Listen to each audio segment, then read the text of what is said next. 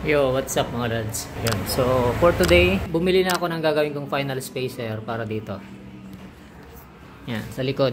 Kung naalala nyo yung mga ginawa ko dito is nag-adjust ako ng stainless na washer. Yan, kung nakikita nyo yan. Puro washer pa yung nilagay ko dyan. Pati dito sa kabila. Merong washer at saka may isa pang alloy. Yan. Kung ano yung meron ako, yun yung pinaglalagay ko dyan para maisentro ko itong gulong na to. Doon, nakasentro siya. So, final na yung sukat ko na yan. Kaya umorder na ako ng ilalagay ko dyan. CNC na to mga lads. Galing pa to ng Thailand. Actually, laging laging ubos. Laging sold out. 12mm yung butas sa loob. Tapos, ang haba niya is 15mm. Yan siya. Alloy to mga lads. Alloy na CNC. Galing pa to ng Thailand. Yan. So, dahil sigurado na ako dun sa sukat ng spacer, na-try ko na rin siya at okay naman.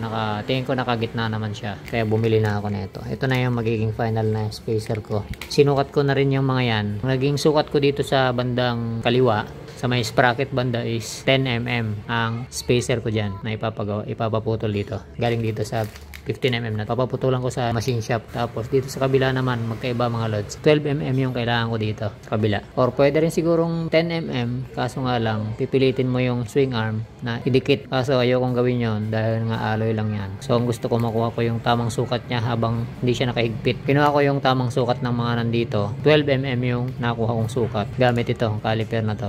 Ayan o. Ayan. So 12mm yung nakuha ko. Dito naman sa kabila, kung titignan nyo, mas maliit ng konti. Ang nakakuha natin ay 10mm. Sakto talaga. So 10mm plus 12mm. Dalawa naman yung natin binili natin. Kaya ito yung ipapaputol ko sa machine shop para mapalitan ko na yung mga yon pati doon sa kabila. Kasi chapsoy yung mga spacer niya. Kaya kung meron kayong ganito at di pa kayo sure doon sa sukat nito, mag-spacer muna kayo ng mga stainless na washer para makita nyo yung sentro ng gulong ninyo dito sa likod. Malalaman nyo naman kung tabing o hindi. Yan, patabas ko lang ito mga lods tapos kakabit ko. Papakita ko sa inyo. Alright mga lods, napaputulan ko na. Dito ako lagi nagpapamasin shop ko.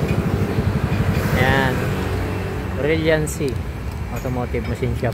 Dito lang yan sa along JP Rizal sa Pa-Concepcion. Kaya kabit ko na ito mga lods. Papakita ko sa inyo.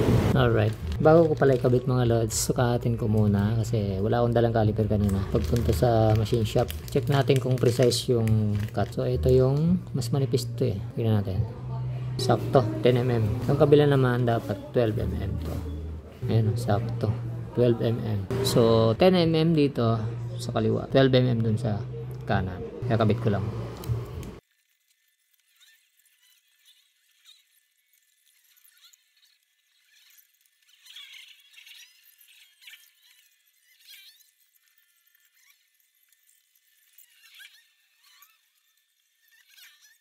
Ayan na siya mga lods. Okay na. Tapos na. Wala na tayong dyan. Washer na maninipis na pinagdikit-dikit. So buo na yan Sa kabila rin ganun din. Buo na yung spacer dyan. Ito yung mga tinanggal natin. Dito sa kaliwa, tingnan kung gano'ng karami yan. Ito naman sa kanan, chapsoy po. Merong alloy, merong stainless na spacers or washers.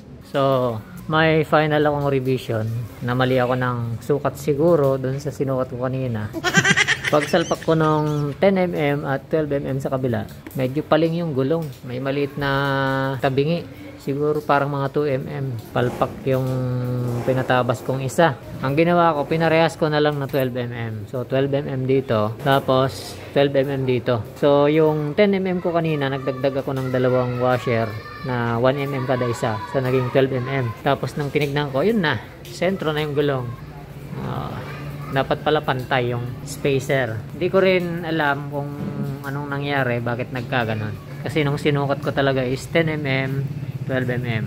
Pero nung nagpa-finalize na ako, nakita ko tabingi yung gulong ko. So ang ginawa ko, pinantay ko na 12mm, 12mm.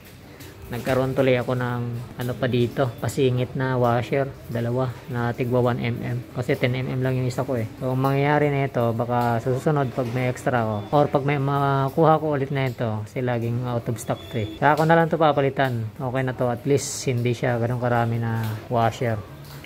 Goods na mga lods. Ayan makikita nyo yung lapat ng sprocket gitnang-gitna dun sa roller ng kadena. Ayan Kahit anong ikot mo,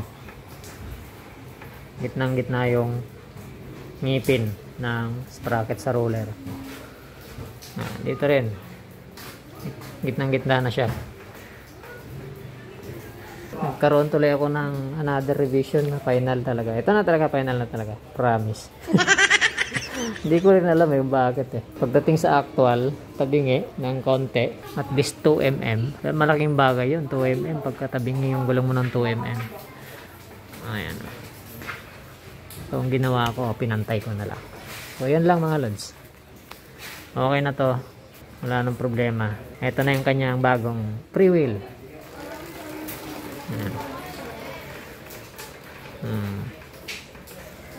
Malagatok yung kadena natin kasi hindi ito o-ring type, purong bakal siya. Lahat ng purong bakal na kadena maingay talaga pagka medyo maingay pagka inikot mo. Pero once na nagpalit ka ng o-ring type na kadena, napaka tahimik na niyan.